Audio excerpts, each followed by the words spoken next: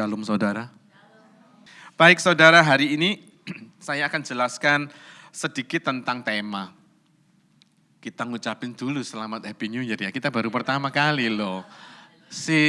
Tuh kiri kanan dong belakang, Happy New Year. Ya. Happy New Year, Happy New Year. Rasa-rasanya nggak ada yang baru ya gitu ya. Tapi ini tahun baru saudara, minggu pertama. Anak-anak sekolah minggu masih ada di tempat ini. Biar sekali-kali anak-anak kumpul sama orang tua ya, khusus bulan ini. Untuk kita melatih, ada 2 jiwa baru Bu Lucy ya. Jadi supaya kita lebih akrab dengan kita semua orang tuanya, amin. Next berikutnya. Tahun ini judul tema kita tahunan The Year of Kingdom Influence. Jadi diambil di ayatnya Matius 13 ayat 33. Dan ia menceritakan perumpamaan ini juga kepada mereka, hai kerajaan sorga itu seumpama ragi yang diambil seorang perempuan dan diadukkan ke dalam tepung terigu 3 sukat sampai kamir seluruhnya. Ini ayat tema 1 tahun.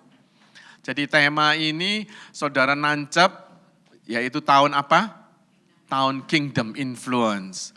Tadi dikatakan sama Pak Arifin, kita harus mempengaruhi bukan dipengaruhi saudara. Ya, karena dunia ini semakin jahat saudara. Oleh karena itu saudara harus bisa menjadi ragi bukan hanya di gereja, tetapi kita harus keluar di marketplace, di tempat kerja saudara, dimanapun saudara ditempatkan, saudara menjadi ragi. Raginya harus benar-benar ragi dari kerajaan. Ada 2 macam nih ya, ragi yang ragi parisi, ada ragi yang benar-benar ragi dari kerajaan, yaitu ragi kebenaran. Jadi kita harus jadi ragi yang benar, di mana saudara, dimanapun saudara berada. Tema tahun ini, Kingdom Influence. Jadi kalau saudara menemui teman yang lagi down, saudara harus kuatkan dia. Ya, ini kegunaannya ragi itu. Next, berikutnya adalah Januari sampai Maret kita berbicara tentang spiritual identity. April sampai June kita berbicara tentang authority of influence. Juli sampai September kita belajar tentang leading as influence. Oktober sampai Desember, transforming the world. Jadi kita enggak lari-lari dari tema ini saudara ya. Dan hari ini Januari adalah spiritual identity. Oleh karena itu saya beri judul pagi hari ini The Chosen Generation. Diambil dari 1 Peter 3 ayat 2 ayat 9. 1 Petrus 2 ayat 9. Kita baca sama-sama saudara. 1, 2, 3. Tetapi kamulah bangsa yang terpilih, imamat yang rajani, bangsa yang kudus, umat kepunyaan Allah sendiri, supaya kamu memberitakan perbuatan-perbuatan yang besar dari Dia yang telah memanggil kamu keluar dari kegelapan kepada terangnya yang ajaib. Saudara, kita berbicara tentang identitas rohani kita.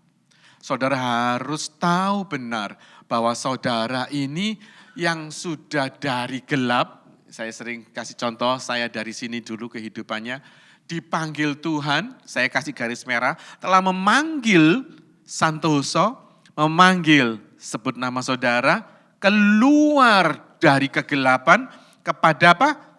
Terangnya yang ajaib.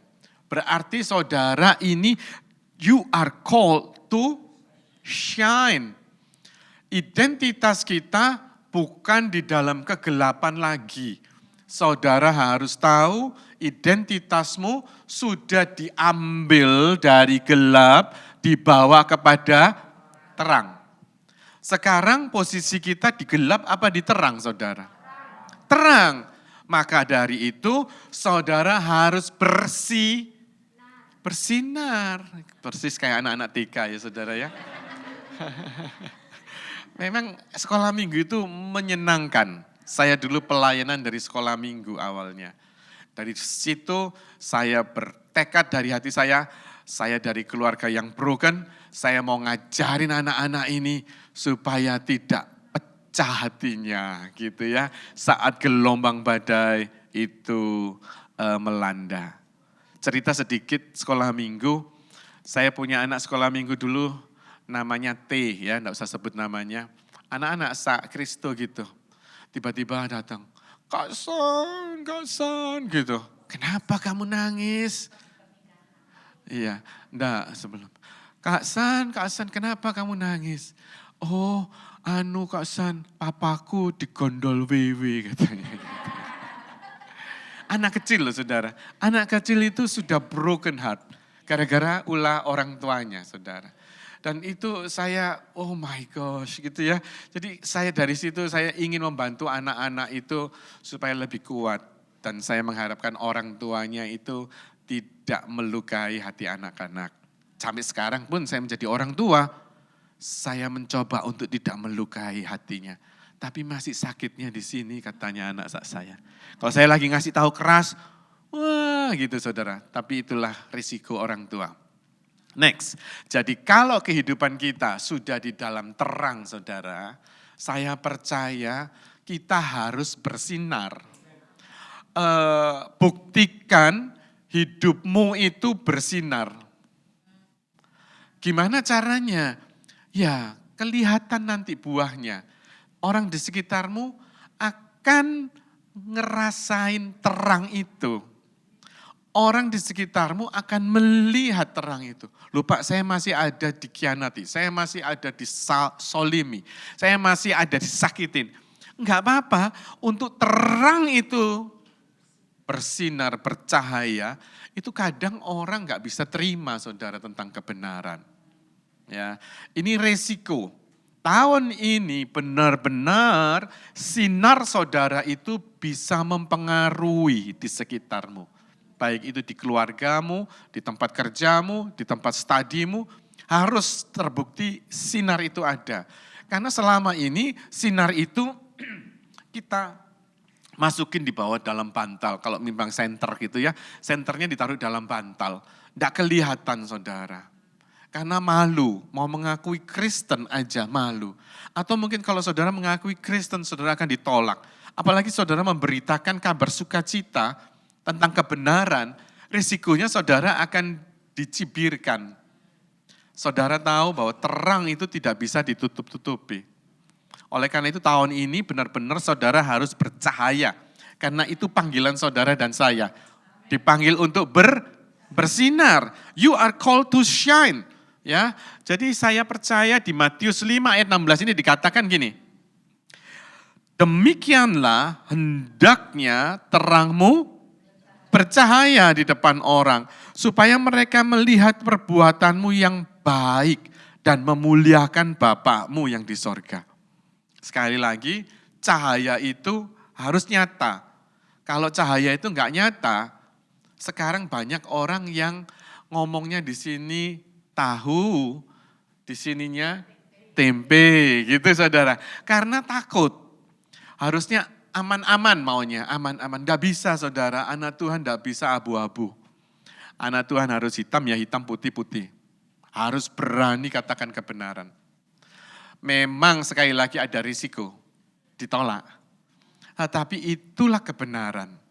Kita harus belajar mulai dari kecil. Kita diajar sama orang tua kan, enggak boleh bohong kan? Betul enggak saudara? Jangan bohong, enggak boleh bohong. Bohong disambel, kasih lombok waktu itu. Betul enggak? Tapi suatu hari ada telepon berbunyi, orang tuanya bilang, bilang papa enggak ada ya.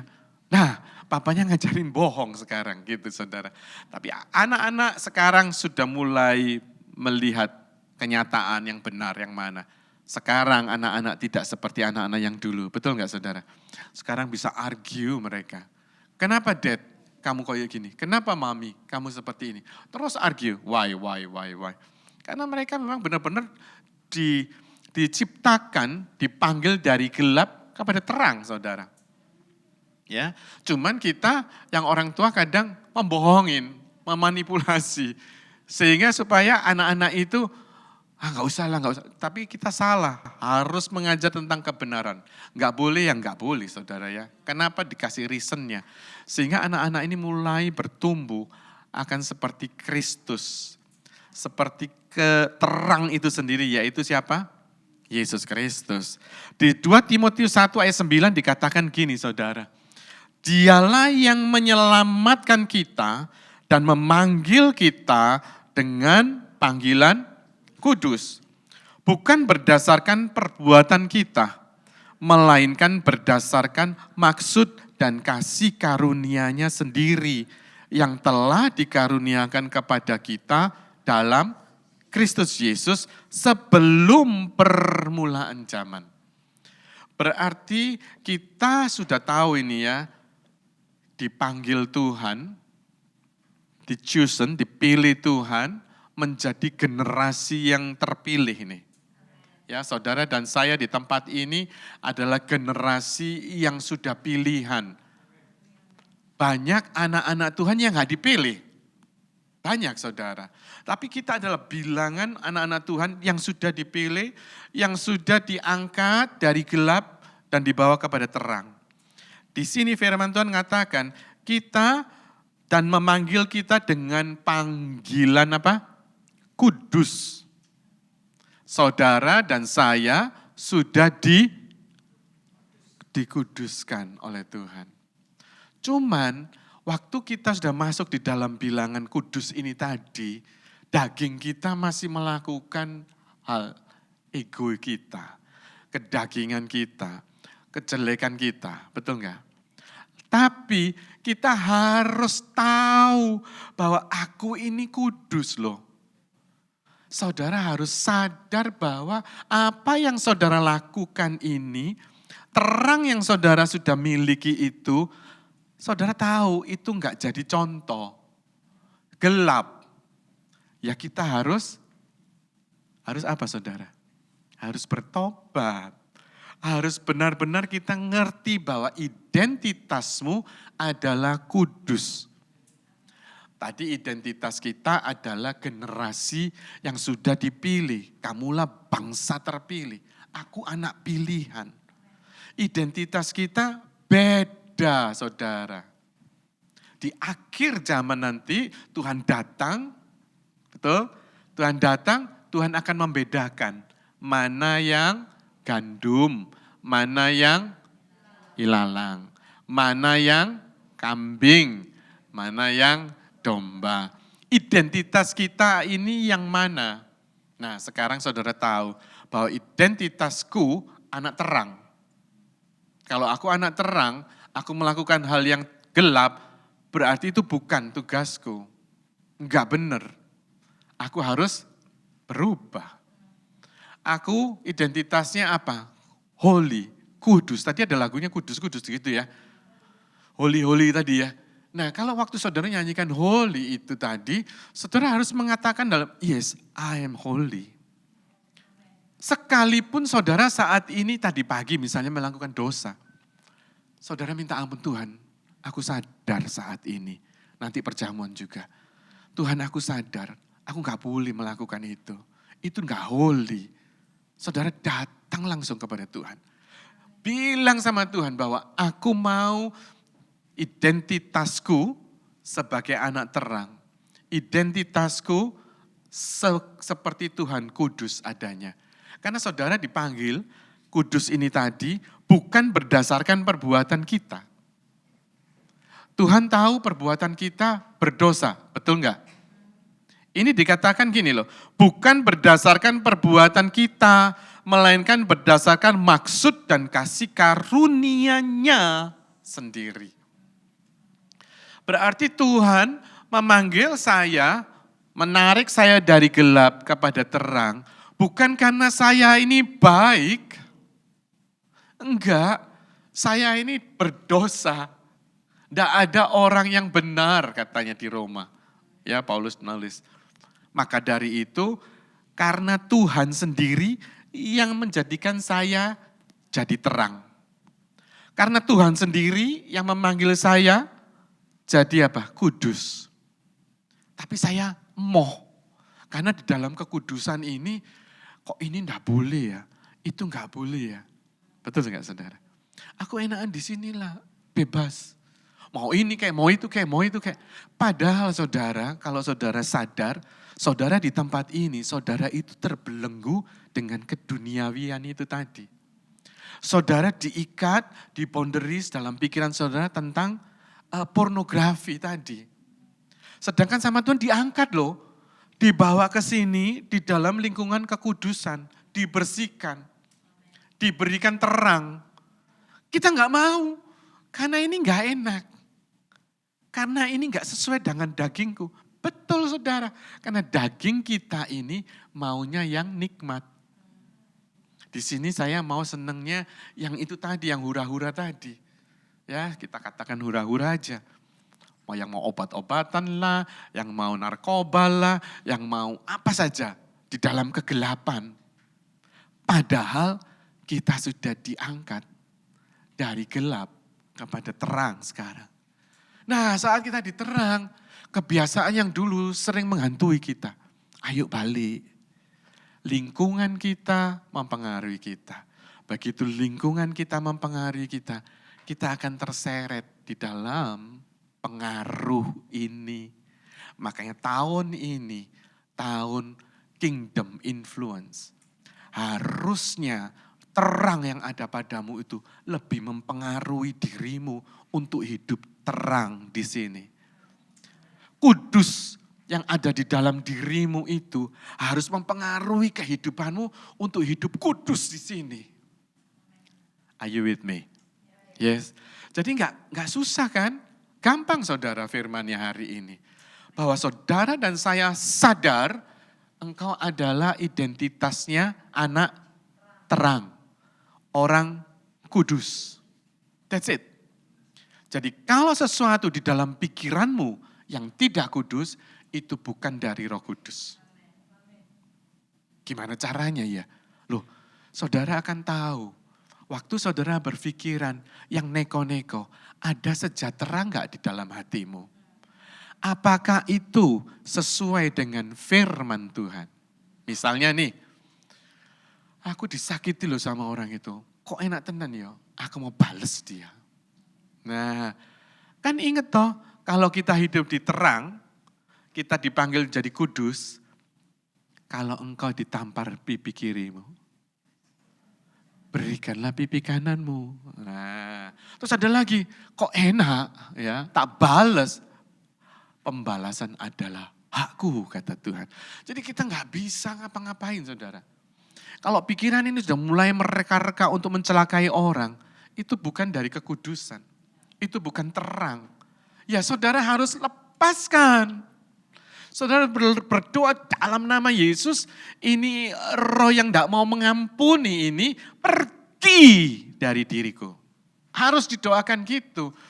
Gak perlu saudara cari pendetanya, supaya pendetanya gak repot. Enggak saudara, identitas rohani ini bukan buat pendeta aja loh. Kalau itu perkataannya hanya untuk pendeta, identitas rohani tadi, kekudusan dan terang itu, ya saudara saya doakan terus. Itu untuk setiap kita orang percaya di dalam Tuhan. Kalau masing-masing kita memiliki identitas rohani yang sama, why not you not pray by yourself? You pray by yourself. You have authority, the same authority from God. Oke? Jadi kalau saudara punya hal yang sama, saudara dapat kekudusan, saudara dapat terang, doa sendiri dalam nama Yesus, ini pikiranku kok porno terus, aku hancurkan dalam nama Yesus. Gitu saudara. Dan saudara kumpulnya jangan dengan kumpul yang orang itu. Kalau saudara sudah tahu ini ya, kan firman Tuhan, jangan kamu berkumpul dengan orang pencemo.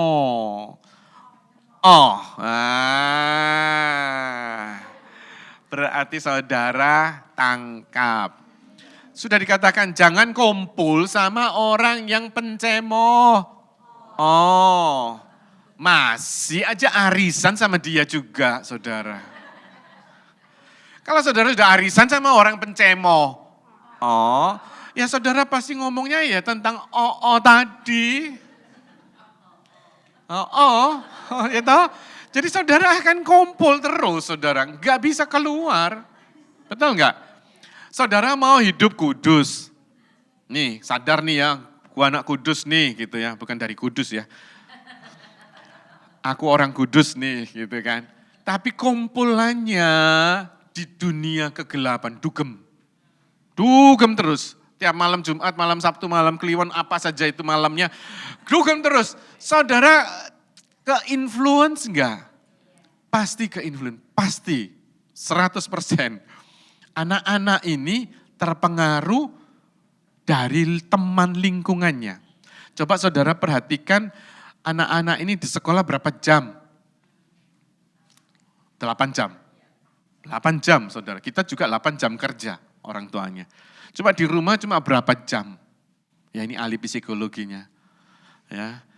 Jadi terpengaruh dengan lingkungan itu lebih banyak saudara.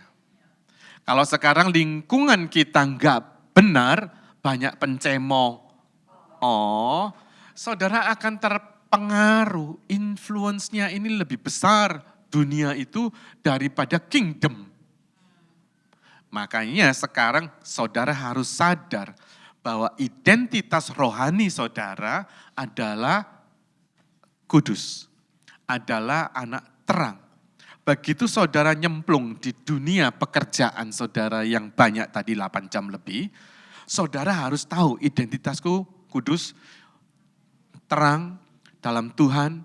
Begitu pekerjaan saudara saya salut dengan orang yang dulu teman saya ada, dia benar-benar mau hidup kudus saudara, di Bali ya. Tapi kerjanya dia di bar. Di bar saudara. Saudara tahu bar Kute kan benar-benar bar ya, pub gitu. Kita mau ngomong, kamu keluar. Tapi saya nggak ngasihin sangu, saya nggak ngasihin gaji ke dia. Lalu terus dia makan apa? Ya, ini anaknya sadar, aku nggak bisa Pak, aku nggak mau kerja di bar ini. Karena lingkunganku itu menekan aku untuk aku berbuat sesuatu. Keluaro, kan gitu kita gampang aja, metuo. Terus aku mangan opo? Aku makan apa? Bapak mau ngasih saya gaji? Ya enggak, gitu kan. Wong aku dhewe kono duit. Saudara, bukan masalah uang sebetulnya. Sebetulnya masalahnya kita sadar nggak identitas kita terang atau gelap. Begitu anak ini sadar bahwa identitasnya dia di dalam terang. Saya nggak perlu capek-capek harus suruh dia keluar. Enggak. Saya berdoa Pak, saya harus keluar. Terus konangan opo? Makan apa? Saya percaya Tuhan cukupkan. Wah, begitu dia keluar, dia dapat kerjaan langsung saudara. Nah ini harus dibuktikan dengan action saudara. Bukan hanya bilang, oh aku anak terang, nih terang. Nah, tapi di dalam kehidupan saudara, gak hidup di dalam terang dan menghidupi terang itu. Bagaimana saudara bisa menjadi terang? Bagaimana saudara bisa menginfluence teman sekerja saudara atau keluarga saudara. Amin saudara. Jadi ini simple sekali hari ini tentang firman-Nya. Dan satu aja terakhir, tuh kan cepet ya. 1 Petrus 1 ayat 15 dikatakan gini, tetapi hendaklah kamu menjadi kudus di dalam seluruh hidupmu. Sama seperti Dia yang kudus, yang telah memanggil kamu. Jadi kalau saudara sudah tahu aku anak kudus, saudara tahu bahwa Yesus itu kudus enggak sih? Kudus saudara. Tuhan kita kudus, holy. Ya, kalau saudara baca di perjanjian lama, untuk megang mezbahnya Tuhan aja, orang enggak boleh tapi nekat dia pegang, apa akibatnya? Mati dia. Padahal maksudnya baik ya, tapi dia najis, gak bisa. Untuk ketemu wajahnya, sinarnya Tuhan itu saudara gak pernah bisa lihat. karena kekudusan kedaulatan Tuhan luar biasa. Kalau yang manggil saudara itu kudus tadi, holy, Yahweh, saudara juga hidupnya harus kudus. Pak, saya kan bukan Tuhan. Nah, ini manusia ini pinter ngomong memang. Pinter berlalasan. Sehingga seolah-olah dia ini paling benar dan Tuhan yang salah gitu. Kan saya masih manusia, Pak. Kan saya nggak seperti kudusnya kayak Tuhan. Benar, saudara. Tuhan tahu. Makanya firman yang tadi saudara dan saya baca, bukan karena perbuatanmu kamu kudus. No. Sebab apa? Karena siapa? Karena Tuhan sendiri yang mengangkat saudara dan saya dijadikan kudus. Ini karepe Tuhan. Saya enggak mau Tuhan. Terus Tuhannya kecewa dong saudara. Ya toh? Mau dijadikan baik, enggak mau. Terus lama-lama Tuhan gini, sakarmu wis. Gitu saudara. Tapi Tuhan enggak seperti itu. Tuhan tidak pernah membiarkan kita sampai kita lari dari Dia sampai ke dalam dunia orang mati, dicari loh sama Tuhan. Apalagi orang yang sudah dibaptis sama Tuhan. Ya, orang yang sudah dibaptis itu sudah dicap, ini milikku. Tidak ada orang yang bisa ngambil milikku. It is belong to me, katanya Tuhan. Kalau Tuhan sudah milik, saudara milik Tuhan. Sekalipun saudara meninggalkan Dia, Dia tetap mengasihimu. Sekarang pertanyaannya, apakah kita yang sudah sebetulnya mati di sini, binasa dalam dunia kegelapan, Tuhan sudah angkat, Tuhan sudah bersihin, sudah mandiin, sudah mengurapi, sudah menguduskan. Loh kok masih menyalahkan Tuhan? Gak kebangetan kita ini. Saudara harus sadar bahwa identitasmu itu tidak seperti dulu. Identitasmu ini sudah di dalam terang. Ayo bangkit toh. Tahun ini, tahun yang semakin menakutkan saudara. Ekonomi sudah dikatakan sudah mulai gonjang-ganjing. Keluarga anak-anak Tuhan sudah mulai digonjang-gonjang dengan perceraian. Dengan persoalan, dengan masalah. Loh kok ya masih ada orang yang mau kawin ya? Welcome to the club. Ya. Makanya saudara harus kumpul dengan anak-anak Tuhan. Domba sama domba yang harus semakin kuat. Supaya terang itu semakin nyala. Satu korek api pentol satu ini aja bisa membakar hutan loh saudara. Nah ini pentol korek api banyak. Membakar dunia ini bisa sekali, bisa sangat bisa. Makanya saudara jangan tinggalkan persekutuanmu. Karena persekutuan itulah yang menguatkan kita. Yang menguatkan kita, yang mensupport kita. Di dalam KM yang belum KM, ayo KMO. Saya gak pernah paksa, tapi saya me-encourage saudara. Ayo ikut KM. KM gak perlu jauh-jauh, rumahnya di mana, ada berapa KM. Yang bagi yang baru datang Pak, sambil lupa namanya, Daniel ya. Andrew, ya ampun. Andrew sama Nia. Ya. Andrew sama Nia, rumahmu di mana, cari yang dekat siapa. Nanti begitu kuat, sama Dayu ya, tanya Dayu bagian KM. Jadi nanti dia tempat, oh kamu di sini, supaya rumahnya enggak jauh-jauh. Ya, dari situ kita KM inilah yang semakin menguatkan kita. Untuk kita tahu bahwa identitas saudara dan saya adalah gelap, terang. Nah gitu dong. Gelap atau terang maksud saya tadi, terang. Di dalam kekudusan, identitas saudara dan saya harus hidup di dalam kudus.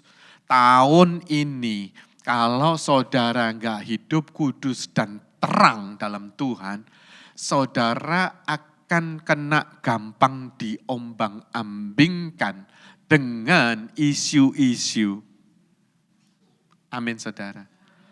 Begitu saudara dengar isu di sini, oh kayak gini, takut aku. dengar di sana isu kayak gitu, takut aku. Semakin takut, semakin khawatir, merajai pikiran kita. Tapi begitu saudara tahu identitasku anak terang, Tuhan sendiri ya loh yang mengangkat aku dari gelap kepada terangnya. Berarti Tuhan ini bertanggung jawab dalam hidupku. Tadi ada pujiannya. Apa tadi tuh? Yang Tuhan tak pernah janji. Bahwa langit itu selalu biru. Enggak pernah janji ya memang. Dia berjanjinya, aku menyertaimu. Tapi kalau sekarang kita dalam kondisi yang mencekam atau kekhawatiran itu dikatakan gini, kita komplain, Tuhan kenapa persoalannya ada? Pertanyaannya kembali dalam dirimu, apakah aku bersama dia enggak? Kalau engkau bersama dia, anak saya kalau pergi sama saya, selalu yang kecil ini selalu gelandot di tangan kiri, di tangan kanannya anak saya yang besar. Ibunya jalan sendiri. Masa tak gendong di belakang? Ya kesel rek. Makanya mesti tambah satu lagi kayak Pak Benny. Nah, laki satu yang bawa mamanya, ya kan? Waktu, ini ilustrasi saudara. Waktu saya berjalan sama anak saya, kalau Bu Lucy ya kanan kiri loh laki-lakinya. Bapak yang melaku dewe. Tapi sebentar lagi dapat mantu saudara ya. Kalau waktu anak saya jalan sama saya, dia enggak takut saudara. Besok mau makan apa kek, dia enggak mikir saudara. Begitu ngelandot sama saya itu, ayo makan es krimnya, ayo. Kan gitu saudara ya. Begitu juga kalau saudara berjalan sama Tuhan.